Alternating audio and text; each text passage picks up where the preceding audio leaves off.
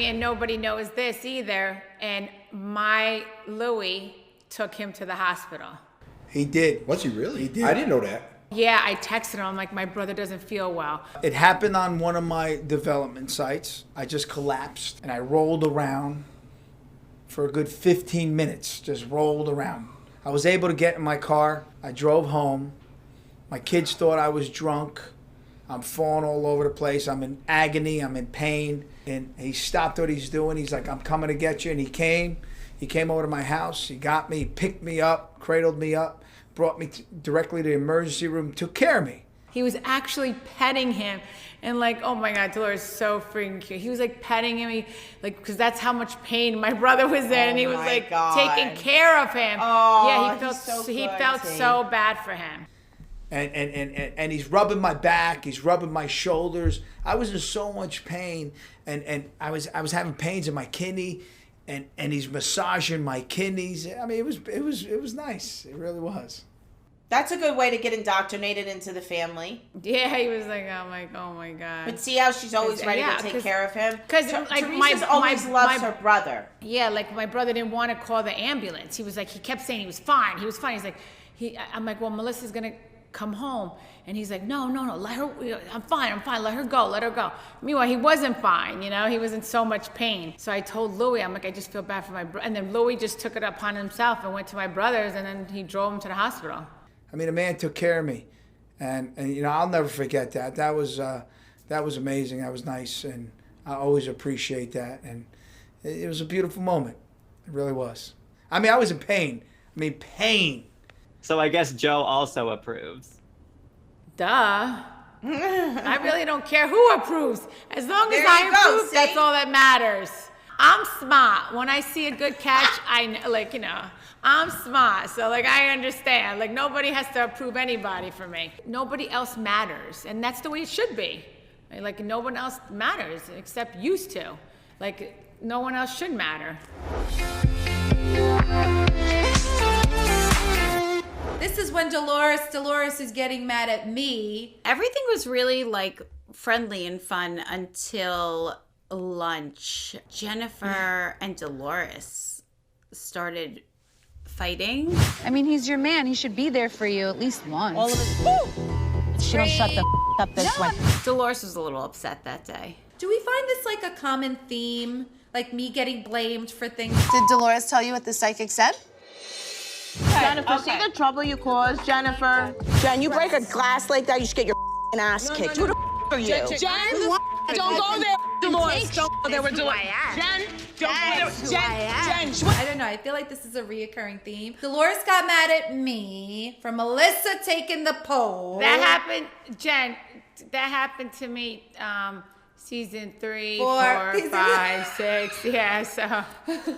Yeah, I was standing on an island all by myself, but I was okay with it. It's my fault that Melissa took the poll. It's my fault that your mom knows what the psychic said about you and David. It's my fault for always sticking my foot in my mouth. All right, D, I get it. I'm not going to win this battle. It's fine. I'm going to tell everybody right now. Go ahead. Because of all the way that you've acted, because you've mocked me, whoever raised a hand, whoever mocked me. I raised a hand, I was not mocking you. Well, to me it is. I like what I'm in because before COVID, I had an apartment in the city. I was on the red carpet 4 nights a week. I loved it. I loved not having that accountability. At this time in my life, that's what's good for me right now. I don't know why the girls can't accept that. I'm just here to do whatever it is you want. Jennifer. My friend said she wanted a ring last year. I understand. That's what I'm going to support. Now you say you want your space. That's who I'm going to support. So then just pick a lane. With it? You want to stay in this lane? I'm with you in this lane. You want to jump ship? I'm with you here. Just be clear so that I know which way to go. Because at the end of the day, you're going to say, oh, he's an asshole, he's this, that, the other. I'm going to be like, yeah, dump that motherfucker. And then you're going to say, oh, my God, he gives me the best sex. He's this. All right, you keeping that guy. You keeping him. So I don't know what you want me to do. Just I want to be clear. Oh, my God.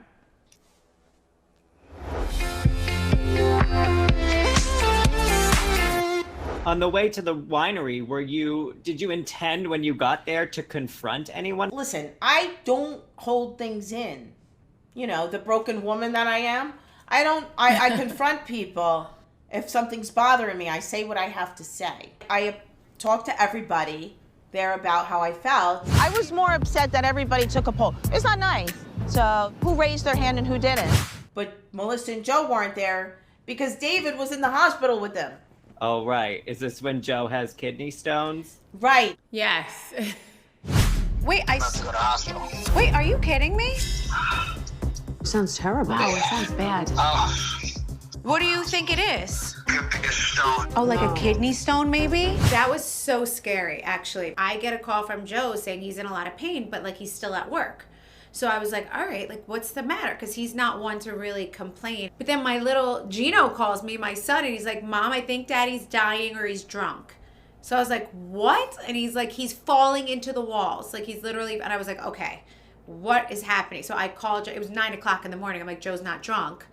So I called Joe. I'm like, are you, he's like, yeah, I'm in so much pain. I'm falling over. So I was like, all right. And I had to go. I had to run to him. And it was kidney stones.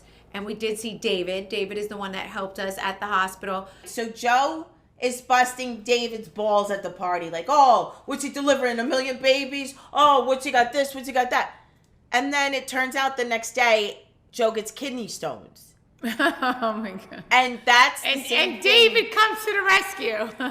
and that's the same thing as passing a baby for a man. That's what it feels like. That's the kind of pain. Yeah.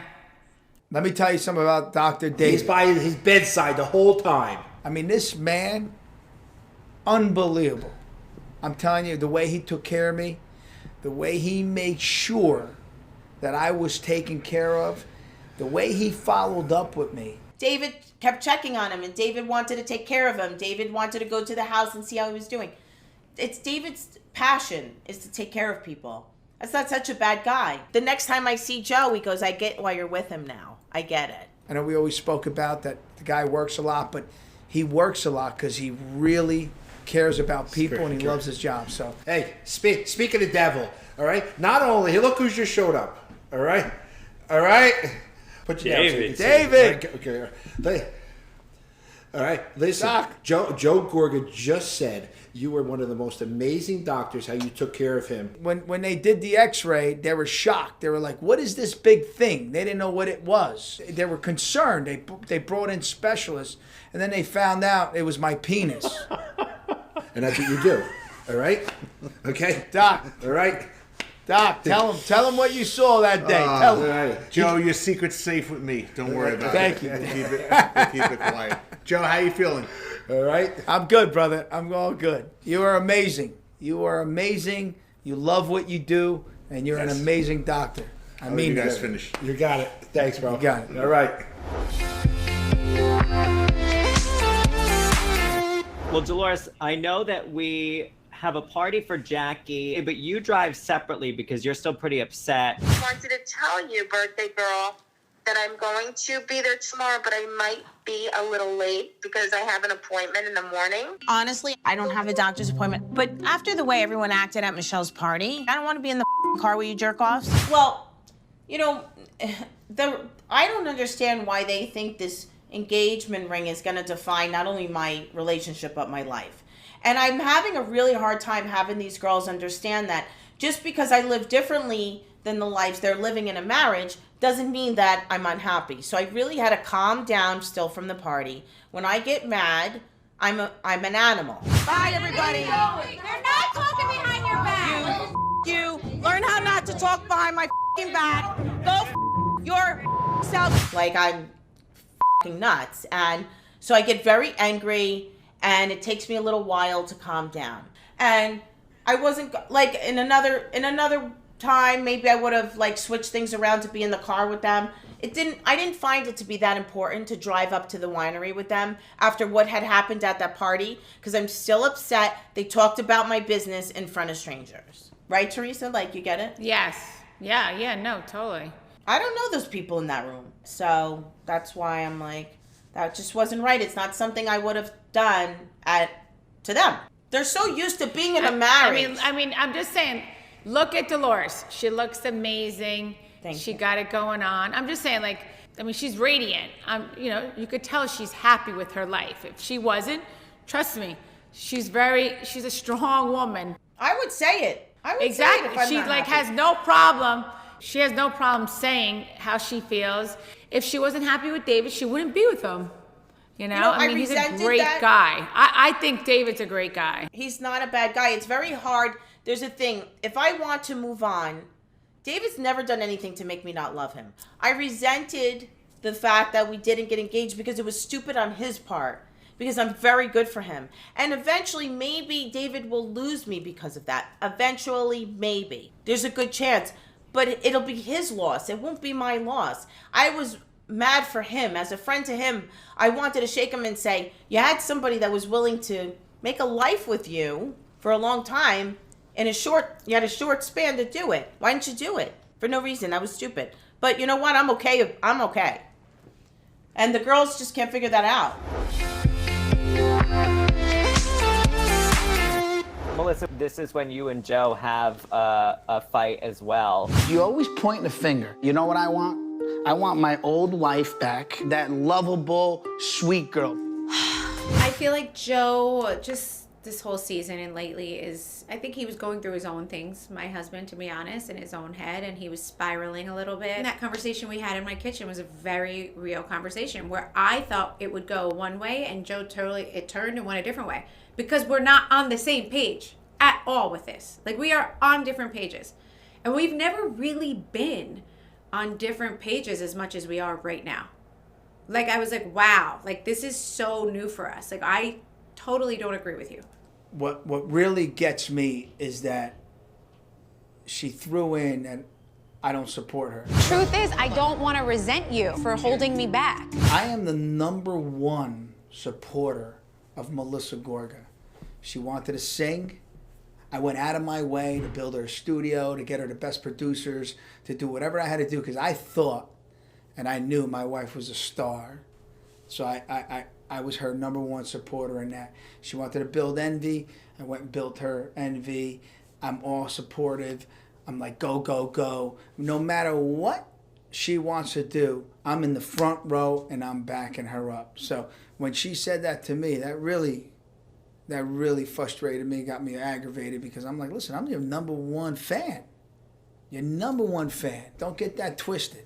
I want it to be a positive conversation. I want to just come full circle and be like, listen, obviously we're arguing a lot lately. We're butting heads. Like, let's figure out why. I feel like you could support me a little bit more, or not help me with my guilt instead of elevate it, help me not feel it. And I think he just got so offended that I was even saying that he's not supportive because he supported me for so many years. He's saying, like, I've always been here. But I just think we were bumping heads once again, and I thought that was going to be a nice conversation, and it ended up a little bumpy once again. Does it mean we don't love each other? No. Does it mean we don't love our family or want to live together? No. But, like, we're really having a freaking problem right now, so we're trying to figure it out, you know?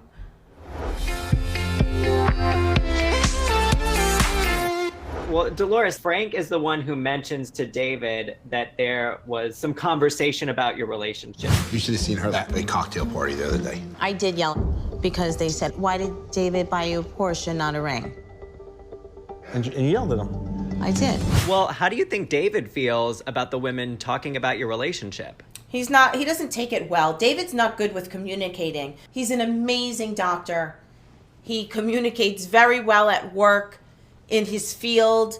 He's one of the top guys. I've seen him perform miracles with women, and his patients love him. However, in his personal life, he lacks communication of his feelings. Listen, I have a credible relationship with David, all right? But David's not the type of person who relays his emotions and feelings as much as maybe the three of us here, all right? No. He's a great guy. He's a great guy, but David sometimes is hard to read, all right? Hard to read. And I gotta be honest with you, I consider Dave to be a close friend, all right? So it puts me in a very peculiar situation, especially when it comes to him and Dolores. But regardless, I'm always gonna have Dolores' back. You know what? I get it. I've known that about him for a very long time. I've chosen to stay in this relationship. I actually said to David just Sunday, on Valentine's Day, I said, do you love me more than you show it or say it? He goes, absolutely. And that was the end of that conversation. I didn't say, okay, let's talk. He's a man of a few words. I said, okay, start my car. I have to go now. I got to drive 2 hours.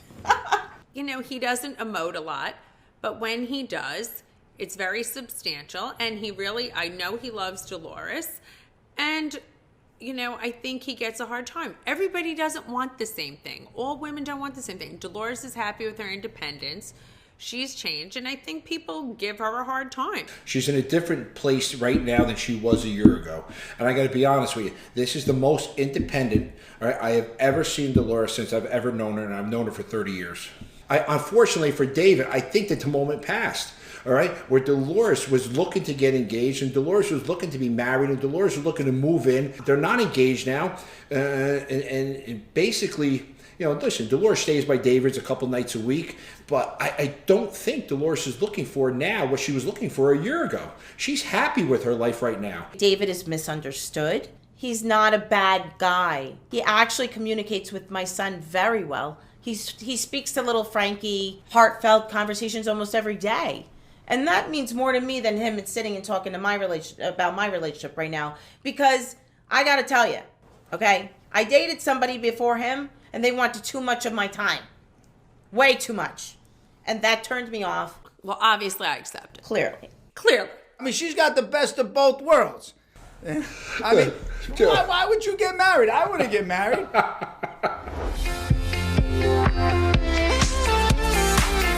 Jen, you talk about where you and your mom are at this point. What do you mean? Ben mi seni rezil ettim? What did I say? She started getting mad a lot about me also being so candid about what she's going through with the ladies. You know, she's getting mad at me that in her eyes it keeps looking like I'm taking my dad's side. So, you know, at the end of the day, I was just really frustrated trying to get their opinions on it. I think Jennifer's trying to make her understand, like, why she feels a certain way or why Exactly, she's doing things Teresa. a certain way. She's trying to make her I understand. know. She's not going to make her understand. I know. Old school Italian, old school They're stubborn. parents, they're stubborn. They just don't get it. It's like they're stuck in their ways, you know, and it's like really hard she's not telling the woman to change what she them. wants to hear. Watching Jennifer and her mother argue, I knew that nothing is going to be resolved anytime soon. Jennifer doesn't know how. I'll give you an example. My dad, when he talks to me, he like yells, right? And I just like blow it off. Jennifer can't do that with her mother. So it's like a hamster wheel, and they keep arguing and arguing. Sometimes you just have to let your parents be right and leave it alone. And like, you know, they don't know. It's easier from the outside to say, don't get involved. But the bickering that was going on sometimes would get so toxic. This is not healthy for either of them to be in. So she's extremely mad at me that now I'm putting this out there. Now that I've told my friends, now I've embarrassed her in front of my friends. Listen, you know what? He's an old man. I'm not going to complain about it. He took care of me when I was young in the best way he knew how. I'm going to take care of him in this chapter of his life. So I don't complain about it, but my mom complains about it. Steven lives alone. He's single. He's a single gay man. He does not want his mommy or his daddy next to him. My sister, she is a single mom. She works full time. I really am the only one who can take him in. Or I'm going to have to put him in assisted living. And then if that's the case, my kids will never go and see him, and he will have no quality of life. He will totally give up the need to live. Like, you think my dad's happy like this? My dad calls my mother every day. He calls her every day. She will not answer his phone call. I'm like at a loss here. I really don't want to choose because I love them both equally, but my mom does have a house. She is capable of taking care of herself. My dad is not. So I'm almost pigeonholed to have to help my dad. But it's detrimental to my relationship with my mother.